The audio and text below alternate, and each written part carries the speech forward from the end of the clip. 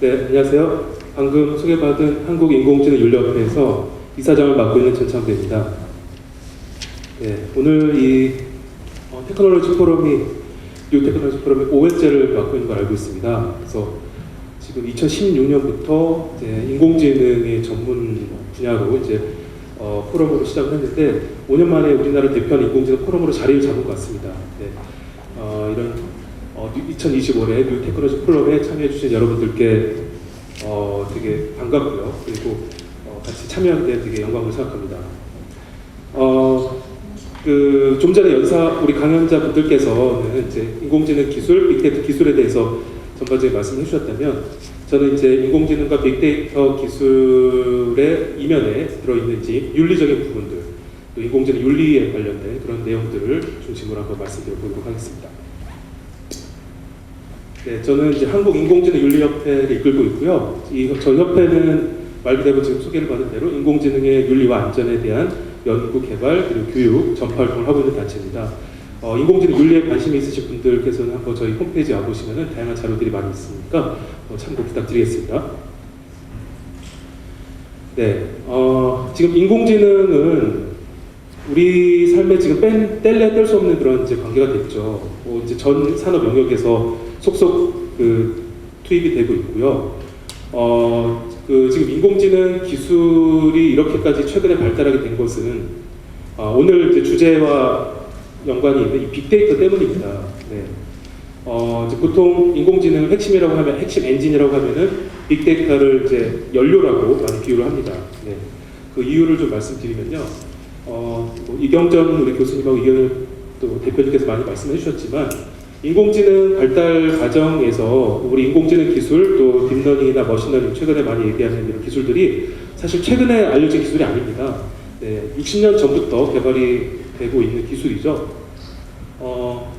1956년도에 이제 다트머트 회의에서 인공지능의 이제 개념 정의가 내려졌고, 그 이후에 머신러닝이라든지 신경망이라든지 딥러닝이라든지 이런 이제 개념과 연구들이 이루어지고 있었는데, 왜 최근에 이렇게 인공지능 기술이 급격히 발전하게 됐느냐 하면 1990년대를 이제 기점으로 머신러닝 혁명이라고 하거든요.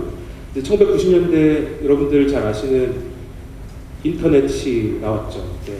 인터넷이 나오면서 이제 인터넷을 통해 많은 정보가 이제 생성이 되기 시작합니다. 그리고 많은 정보들이 유통이 되기 시작하죠. 네. 이 인터넷을 통해서 이제 데이터들이 급격히 폭증하면서 이제 인공지능의 연료라고 하는 이 데이터들이 생성이 되게 된 거죠. 그리고 이 데이터를 통해서 인공지능이 급속도로 발전하게 된 것입니다. 그래서 초기 30년과 후기 30년 이렇게 나누기도 합니다. 그래서 1990년을 기점으로 그 이전의 30년을 초기 30년, 그 이후의 30년을 후기 30년이라 나누고요. 그 전을 이제 인간이 수동으로 프로그래밍 방식 인공지능을 한다면 이제 후기 30년. 지금 우리가 이야기하는 인공지능은 그야말로 기계가 스스로 학습하는 방식의 인공지능이라고 이제 보시면 되겠죠. 네. 그리고 최근에 이제 여러분 잘 아시겠지만 2010년대 들어서 딥러닝 기술이 급격히 발달하는데, 이 딥러닝 기술은 컴퓨팅 파워에 굉장히 의존을 많이 합니다. 네. 컴퓨팅 기술 그리고 컴퓨팅 파워가 굉장히 좋아지면서 이 딥러닝이 기술이 더욱더 발전하게 된 거죠. 그리고 2016년도에 알파고 쇼크가 있었고요. 그리고 최근에 이제 개인 기술이라든지 자율주행차가 나타나기 시작하고 있는 상황이 되었습니다. 네, 인공지능에서 이제 우리가 이제 오늘 주제에서 다룰 빅데이터라는 부분인데요. 인공지능은 결국은 역할이 어떤 결과를 예측하고 알아맞히는 것입니다. 네, 그걸 통해서 인간에게 이제 유용한 정보를 주는 거죠. 판단을 도와주는 건데, 이 알아맞히고 예측하는 것을 스스로 이제 하는 건데, 어떤 기반되는 어떤 기준이 있어야 되겠죠. 그 기준이 바로 데이터입니다. 네. 그 데이터를 통해서 결과를 알아맞히고 예측하게 됐죠. 그래서 이제 머신러닝이라고 하는 것은 기계학습이잖아요, 말 그대로. 기계학습은 이제 기계가 학습을 한다는 건데, 이제 무엇을 통해서 학습하느냐? 인간은 경험을 통해서 학습하죠. 네, 직접 경험, 간접 경험, 책이나 이런 자료 같은 간접 경험, 또 직접 내가 해보는 직접 경험을 통해서 학습을 한다면, 기계는 이제 데이터를 통해서 학습을 하는 거죠. 그래서 이 데이터를 통해서 학습을 하고 스스로 성장을 해야 됩니다. 그 학습하고서 그대로 그치는 것이 아니라 스스로 성장할 수 있어야 이제 진정한 인공지능이 되는 거죠.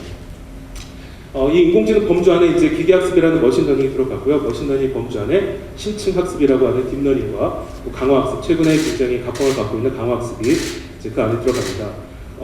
우리 이경정 교수님 처음에 말씀대로 이 인공지능의 여러 가지 기술들이 있는데 어떤 게 뭐 더 낫고 또 안 좋고 이런 게 없습니다. 어떤 분야의 산업 분야에는 머신러닝이 유용하고 또 어떤 산업 분야에 딥러닝이 유용하고 또 어떤 분야에는 강화학습이 유용하고 이렇게 되는 거죠. 그래서 이러한 부분들을 이제 우리가 활용할 때 이제 선택해서 활용을 하면 되는 거고요.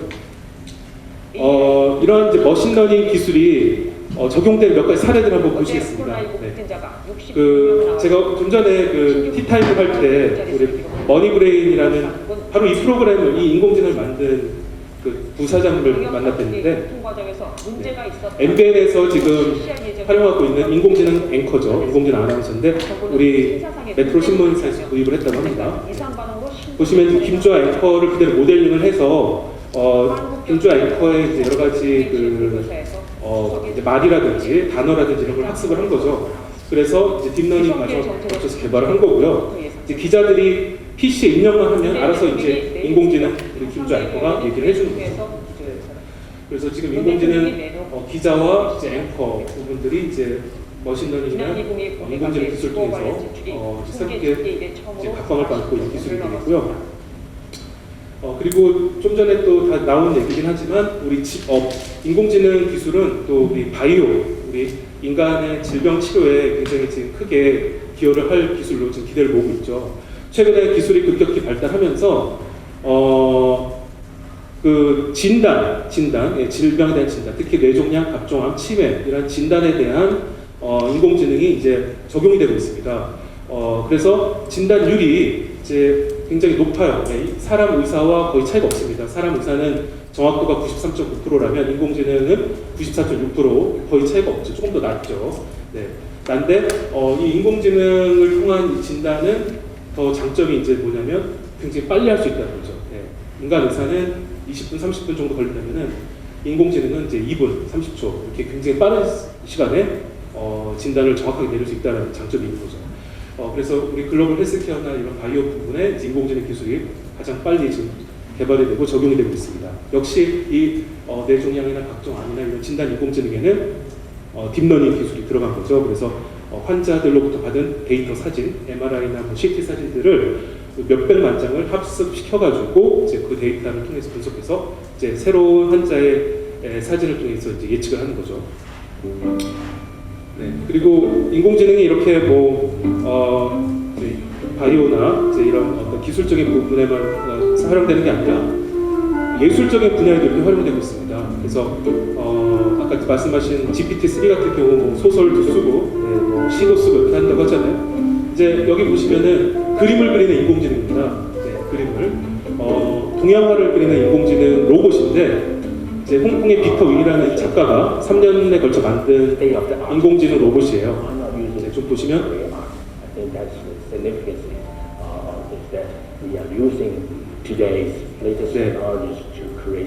사실 이게 수묵화라는 것이 이제 동양화를 그릴 때 되게 어렵잖아요. 사람이 그리기도 어려운데 이게 이제 누르고 때는 이 조절이 되게 어렵다고 합니다. 근데 인공지능 로봇이 이제 그걸 할 수 있게 된 거죠. 그래서 50시간 정도 걸쳐가지고 이제 굉장히 큰 그림을 대작을 완성을 했어요. 이렇게 멋진 수묵화 풍경화를 그려냈고요. 이 그림을 이제 전시해서 이제 판매도 했는데 1,400만 원 정도에 판매도 됐다고 해요. 그러니까 이제 이 인공지능 로봇이 그린 그림에 대한 예술적 가치를 이제 인정하고 이제 구매를 한 건데 사실 이제 인공지능이 예술을 인간만큼 할 수 있느냐라는 부분은 좀 이제 생각을 해봐야 되는 거죠.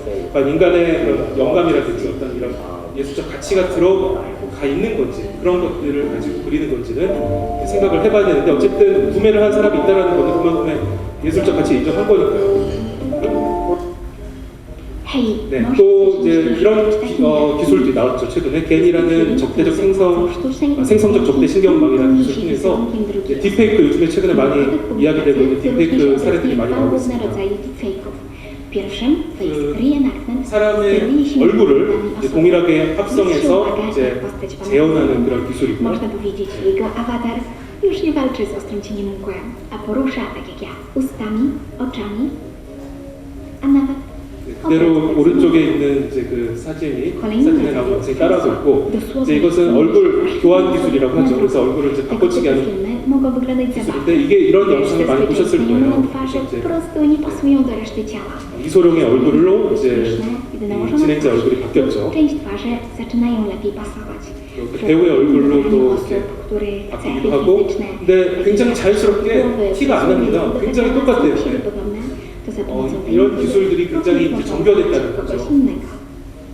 인터넷 네. 또 이런 사례도 있습니다. 이제 최근에 많은 기업들에서 인공지능 면접을 많이 도입을 하고 있어요. 근데 인공지능 면접이라는 것이 이제 좀 우리 취업준비생 학생들한테 또 다른 스펙으로 좀 어린 스펙 다가오는 건데, 보시면 이제 인공지능 앞에서 컴퓨터 앞에서 이제 여러 가지 질문에 답변을 합니다. 그러면 그것을 이제 인공지능이 분석을 해가지고 그 지원자에 대한 이제 평가를 내리는 거죠.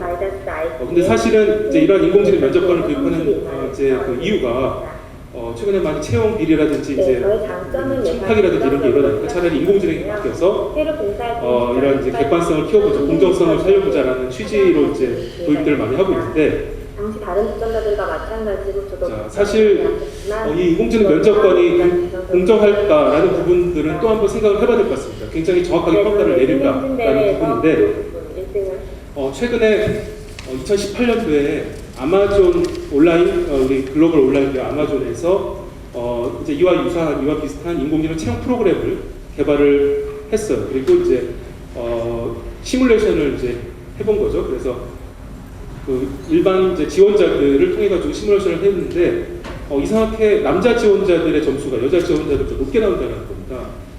근데 계속 시뮬레이션 돌려도 똑같아요. 그래서 그 이유를 알아보니까 이제 이런 문제가 있다는 거죠. 아마존이라는 기업은 이제 사실 IT 기업이죠. 유통 기업이긴 하지만 IT 기업에는 이제 개발자 직군이 많습니다. 근데 개발자 직군에는 또 남자 직원들이 많죠. 그러다 보니까 이제 데이터가 남자 직원들이 우수한 이제 그런 평가나 우수한 성과를 보인 데이터들이 많이 누적이 되어 있다 보니까 이제 새로운 지원자가 지원할 때 남자일 경우에 이제 편향된 결과가 나오는 거죠. 그래서 남자 지원자가 여자 지원자보다 좀 더 높은 점수를 받는 경우가 많았는데, 사실 여자 개발자들도 사실 개발을 막 잘하는 그런 개발자들도 충분히 많이 있지 않습니까?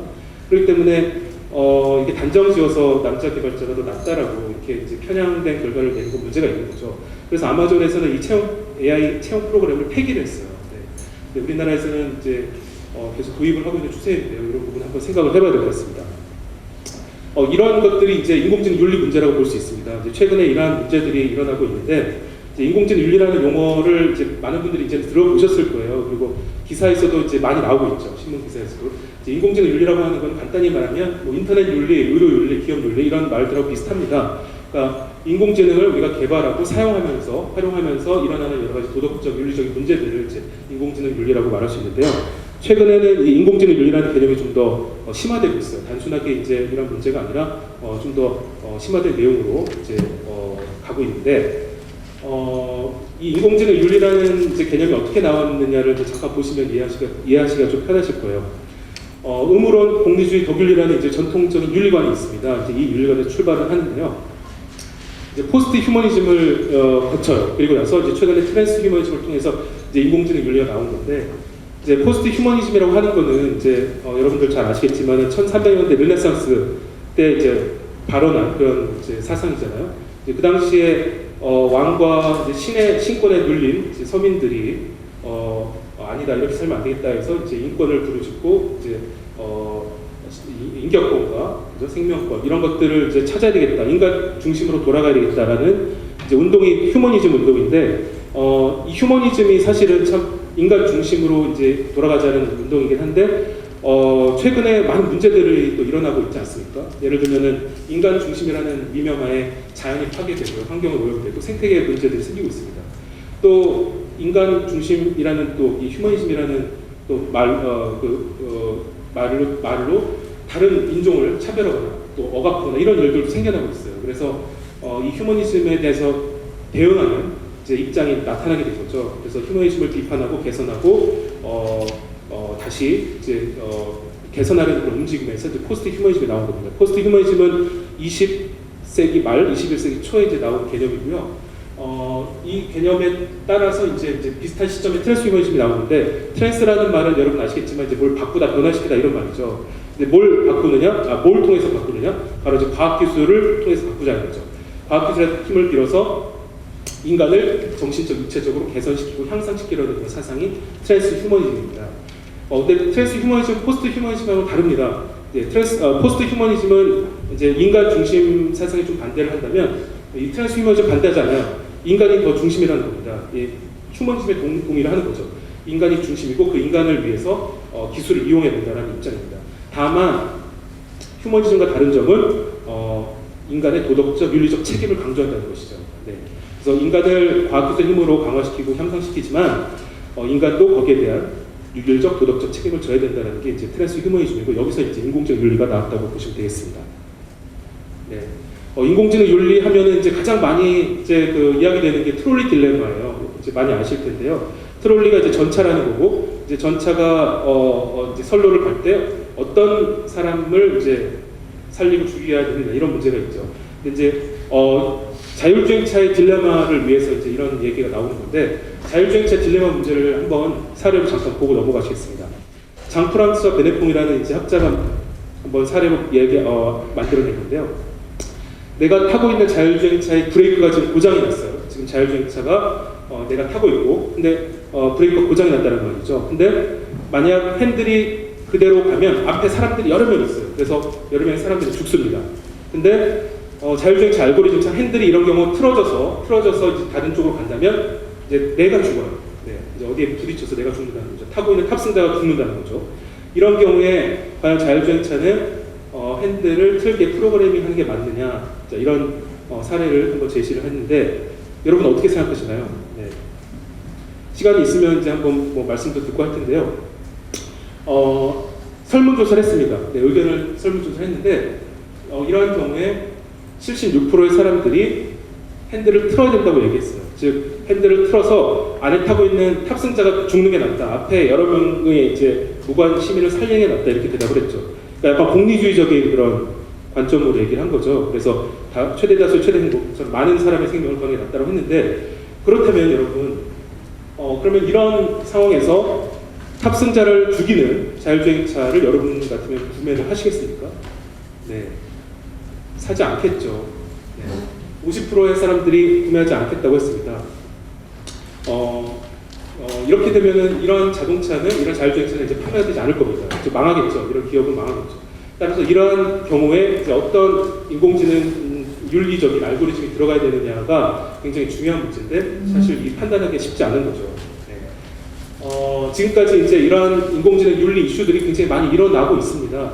지금까지 일어난 인공지능 윤리 문제들을 이제 정리를 해보니까 5가지 정도로 요약이 돼요. 첫째, 인공지능의 편향성 문제. 두 번째, 인공지능의 오류와 안전성 문제. 그리고 세 번째, 인공지능의 악용 문제. 그리고 네 번째, 개인정보 보호 문제. 네, 그리고 킬러 로봇 문제가 있습니다. 지금까지 이제 일어난 이런 인공지능이 일으킨 안전이나 이제 위험이나 이제 윤리적인 문제고요. 지금 아직 일어나지 않은 아마 문제들도 더 있을 거예요. 네, 이제 향후에 또 인공지능 기술이 개발되고 발달하면서 또 다른 문제가 일어나겠죠. 하지만 어쨌든 지금까지는 이제 5가지 정도의 문제가 이제 일어난 거고, 이 중에서 이제 먼저 편향성 문제를 조금 더 자세히 한번 말씀드리겠습니다. 오늘 제 빅데이터와 관련된 포럼이기 때문에 2015년도에 아주 유명한 사건이 일어났습니다. 구글 포토 서비스에서 흑인 여성을 고릴라로 인식한 사건이 일어났죠. 네, 그래서 구글에서 깜짝 놀래가지고 이제 서비스를 이제 다시 개편하려고 했는데, 이제 왜 이렇게 이제 이런 일들이 일어났는지를 이제 알아보니까요.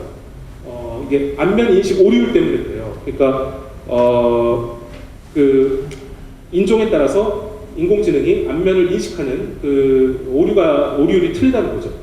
그래서 가장 오류율이 낮은 것은 이제 백인 남성이에요. 1% 정도의 오류율이 있고, 그다음 백인 여성이 7% 정도, 그 다음에 이제 흑인 남성이 12%, 그리고 이제 흑인 여성이 35%의 오류율을 보입니다. 즉, 흑인 여성은 이제 잘 인식을 못한다는 거죠. 오류율이 굉장히 높다는 겁니다.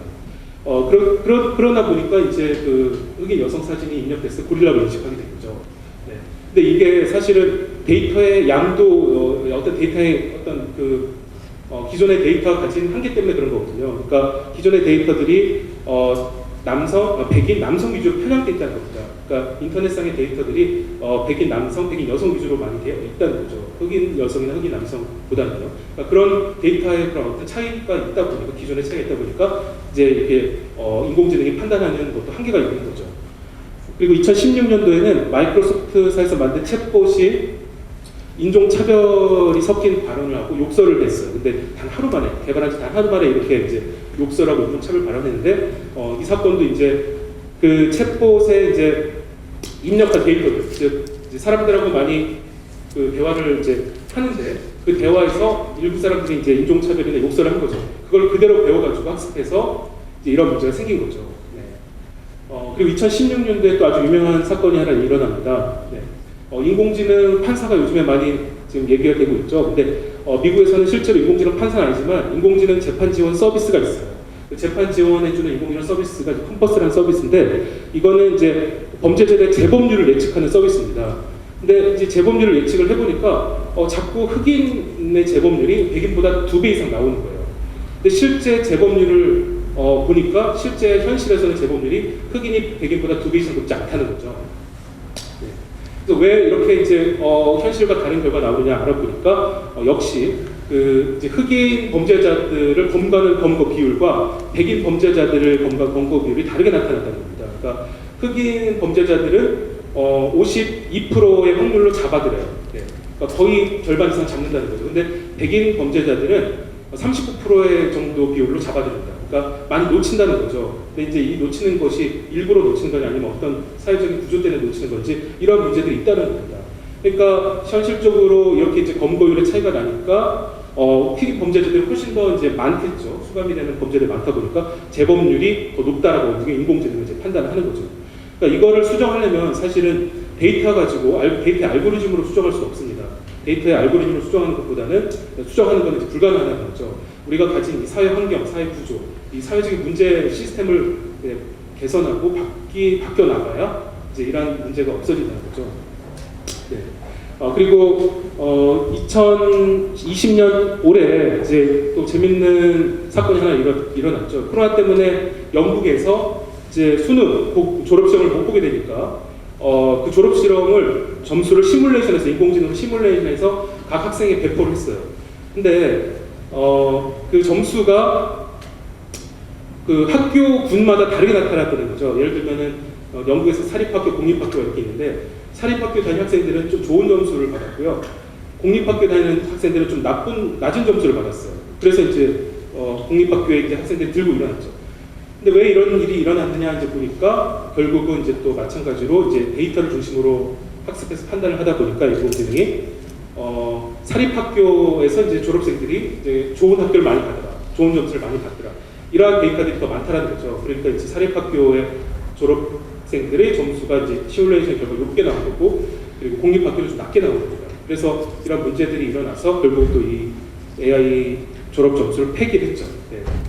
그리고 최근에 우리나라에서도 또 인공지능 알고리즘의 편향성 문제가 일어났죠. 그래서 그것도 데이터의 편향성과 알고리즘 편향성 문제가 또 이제 많이 최근에 이슈가 되기도 했습니다.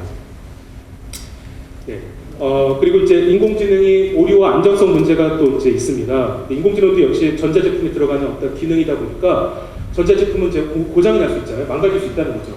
근데 인공지능은 사실 고장이 나거나 망가질 때 굉장히 큰 피해를 야기할 수 있다는 거죠.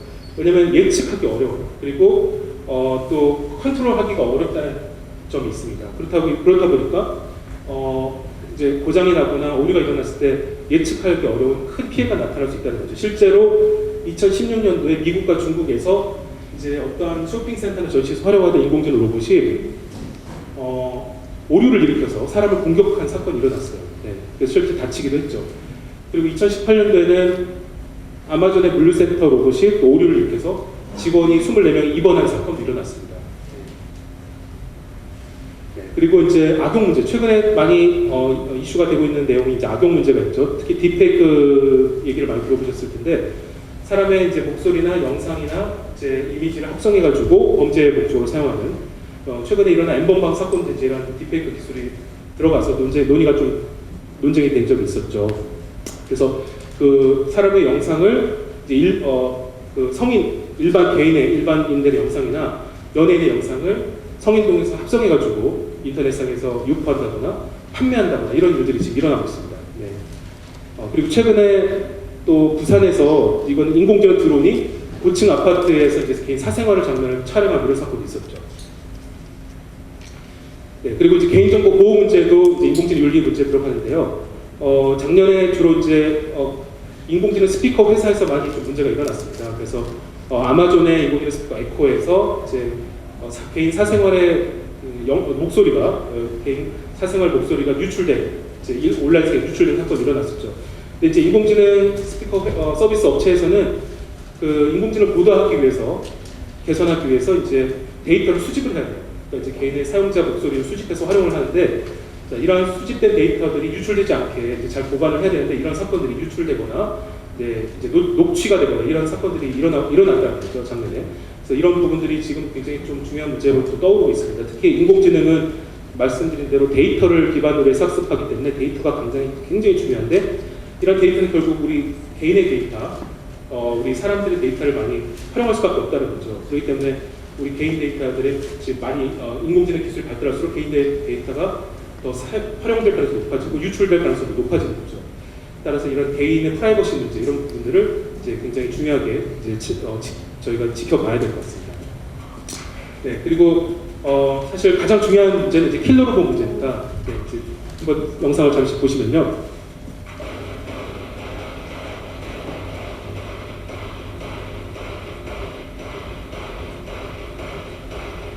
네, 이 로봇은 지금 러시아에서 개발 중인 페도르라고 하는 이제 전투 로봇이에요.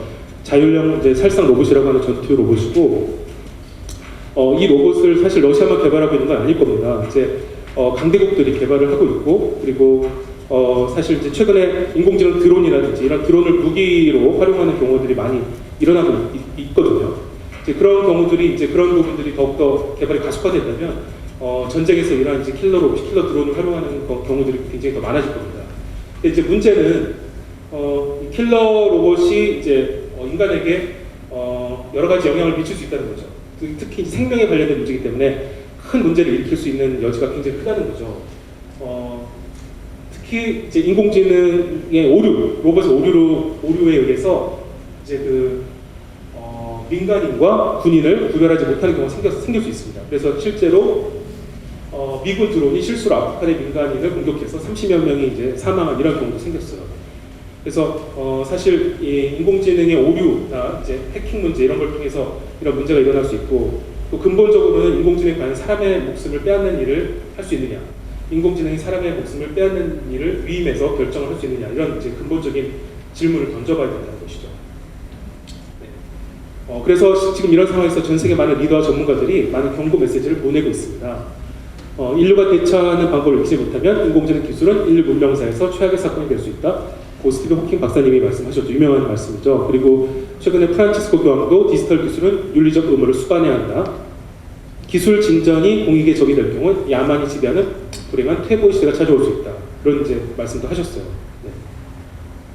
그래서 인류의 미션은 명확해졌죠. 이제 선한 인공지능, 안전한 인공지능을 만들어야 되는 겁니다. 이 선한 인공지능, 안전한 인공지능을 만드는 것이 쉬울까요? 네, 쉽지 않을 겁니다. 굉장히 어렵죠. 어려울 거고요. 따라서 지금 각국 정부에서 전 세계에서 이런 노력들을 하고 있습니다. 이제는 인공지능의 기술뿐만 아니라 안전과 윤리적인 부분도 중요하다는 것을 이제 깨닫기 시작한 거죠. 그래서 유럽이라든지 유럽연합이라든지 독일이라든지 일본이라든지 캐나다, 중국 그리고 최근에 로마 교황청에서도 이런 인공지능 윤리 가이드라인 또 지침들을 발표를 했습니다. 그리고 마이크로소프트나 IBM이나 구글이나 이런 IT 기업에서도 IT 기업에서도 이제 인공지능 윤리 가이드라인을 발표를 했죠. 네. 우리나라는 조금 약간 부족합니다. 이제 우리나라에서도 이제 문 대통령님께서 작년에 이제 한 컨퍼런스에서 사람 중심의 인공지능 윤리 문제에 각별히 관심 갖겠다 이렇게 말씀을 하셨죠. 네.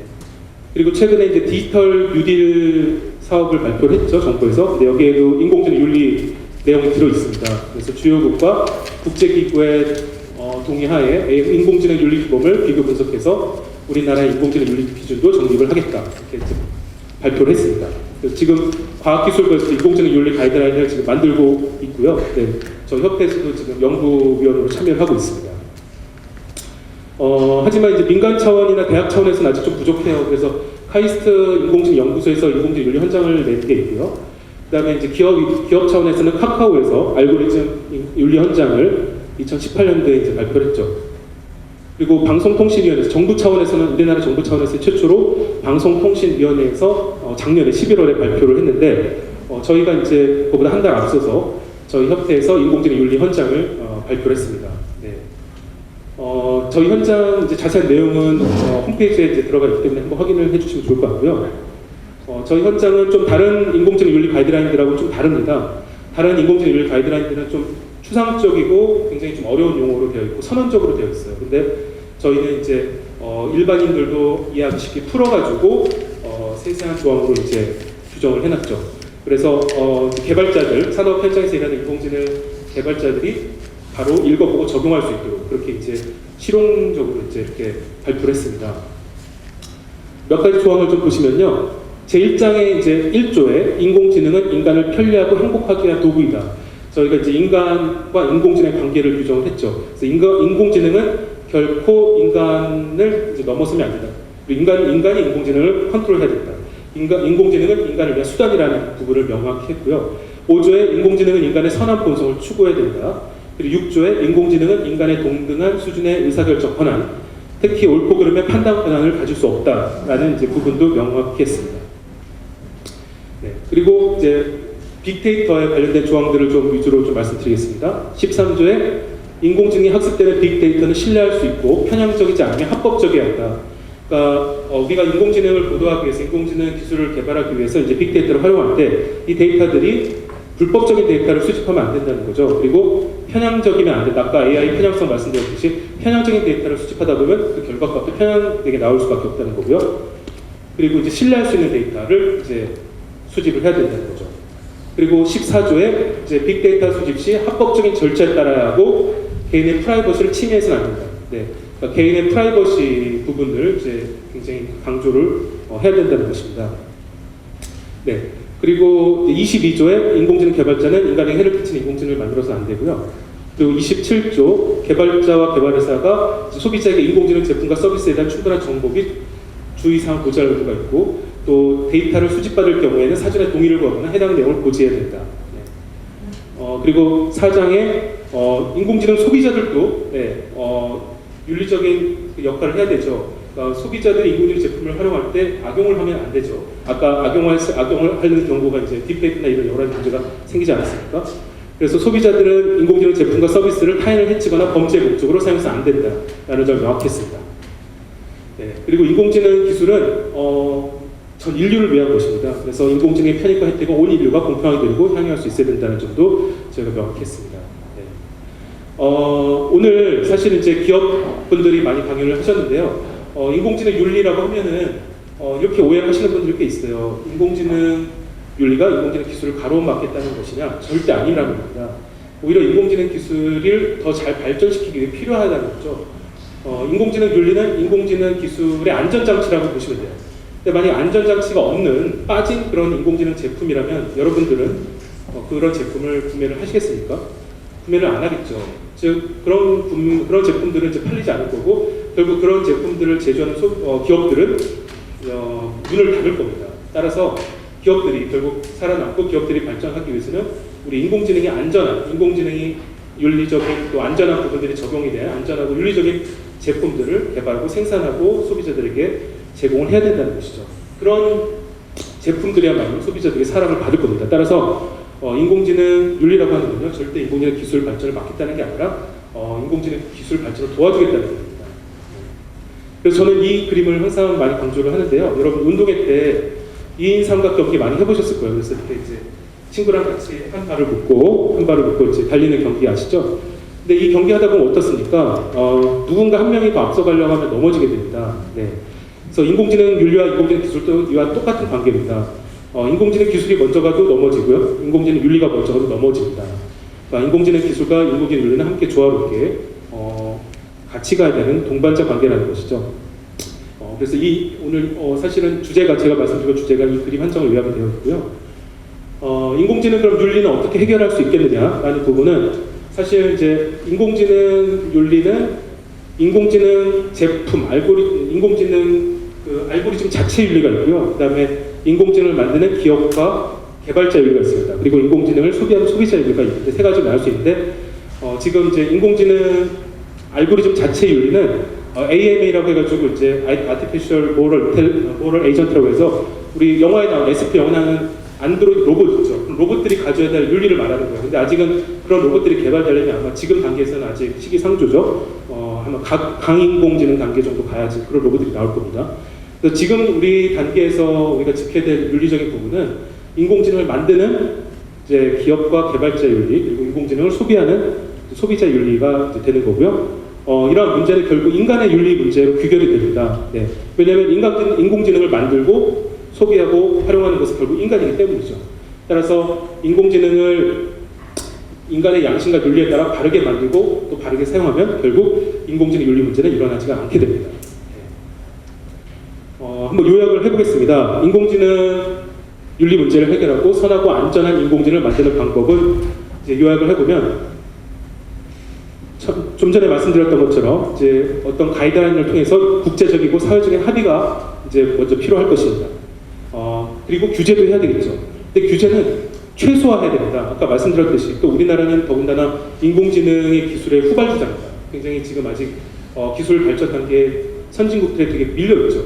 뒤처져 있어요. 따라서 인공지능 기술을 자꾸 규제하려고 하면 안 됩니다. 그래서 규제는 최소화하고요. 저는 이제 핀셋 규제를 많이 이야기하는데 이제 꼭 규제해야 될 부분만 규제해야 되는 거죠. 예를 들면 범죄적 목적의 인공지능이라든지 그리고 개인정보 보호에 관련된 부분 아니면 인공지능으로 인한 피해에 대한 책임 부분 또 보상 부분 그리고 인공지능이 만든 어떤 창작물에 대한 저작권 부분 이런 부분들은 이제 규정이 돼야 되겠죠 법률로. 근데 포괄적으로 규제하거나 이런 부분들은 이제 굉장히 지양해야 되는 거죠. 인공지능의 기술 발전에 저해되기 때문에. 그리고 이제 가장 중요한 거는 사실 교육이라고 볼 수 있습니다. 이제 오늘 제가 말씀드린 부분들이 이제 아마 처음 들으시는 분들이 많을 거예요. 그래서 이런 부분들을 이제 알고 가시는 게 이제 인공지능의 안전과 윤리적인 부분들에 굉장히 도움이 된다는 것이죠. 특히 인공지능을 개발하는 지금 현직 개발자들 당연히 교육 받아야 되고 기업들도 교육 받아야 되고 또 우리 소비자들 인공지능 제품을 활용하는 소비자들도 교육을 받아야 되지만 우리 미래의 인공지능 개발자가 될 초중고 학생들, 네. 이 학생들이 미리미리 어렸을 때부터 인공지능과 인공지능 윤리 교육을 받아야 되는 겁니다. 그래서 그들이 인공지능 윤리가 왜 중요하고 또 인공지능이 인간에게 어떤 영향을 미칠 수 있고 또 그런 문제들을 해결하려면 어떻게 해야 되는지를 알아야 나중에 그들이 이제 커서 인공지능 개발자가 되고 산업에 종사할 때 이제 인공지능을 안전하고 윤리적으로 개발하고 사용할 수 있게 되는 것이죠. 네. 그리고 이 데이터에 관련된 오늘 이제 빅데이터가 이제 인공지능의 연료라고 말씀을 드렸는데 이 데이터라는 것이 사실은 인간의 지금 현재 현실을 반영할 수밖에 없습니다. 그래서 우리가 가진 지금 이 데이터들이 온라인상의 많은 이 데이터들이 결국은 인간의 차별, 편견, 그리고 불공정 이런 것들이 다 들어가 있는 거죠. 따라서 우리 사회가 또 우리 사회가 조금 더 성숙해지고 또 시민의식이 발전해서 시민사회가 좀 더 공정하고 정의롭고 그리고 투명해진다면 이제 그 데이터들도 투명해지고 공정해지겠죠. 그러면 이러한 인공지능 문제들도 이제 개선이 되고 해결이 될 것입니다. 이제 마무리로 이제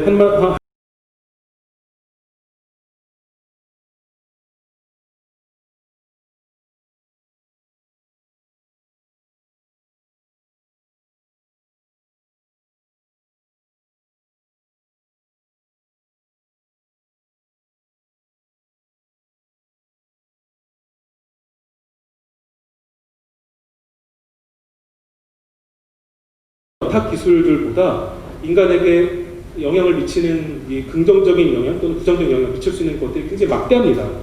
따라서 이 인공지능 기술과 인공지능 윤리 부분은 어느 한 나라의 것도 아니고 또 어느 한 기업의 것도 아니고 개인의 것도 아니라는 것이죠. 모든 우리 국가들이 정부들이 그리고 모든 기업들이 또 우리 많은 단체와 시민들이 함께 이런 문제들을 논의하고 합의하고 또 문제가 생겼을 때 해결 방안을 찾고 대응하는 것이 대응책을 모색하는 것이 이제 필요하다고 생각을 하고요. 저희 협회에서도 이런 차원에서 꼭 역할을 하도록 하겠습니다. 그리고 좀 전에 말씀드린 것처럼 우리나라 아직 인공지능 기술이 갈 길이 멉니다. 해외 선진국보다도 인력도 부족하고요. 기술력도 굉장히 부족해요. 그래서 저희 협회는 인공지능 윤리와 안전 문제를 저희가 주도적으로 해결해 나가겠습니다. 그래서 우리나라 기업들이 마음껏 인공지능 기술만 개발할 수 있도록 또 발달시킬 수 있도록 조력하고 역할을 다하도록 하겠습니다. 네, 경청해 주셔서 감사합니다.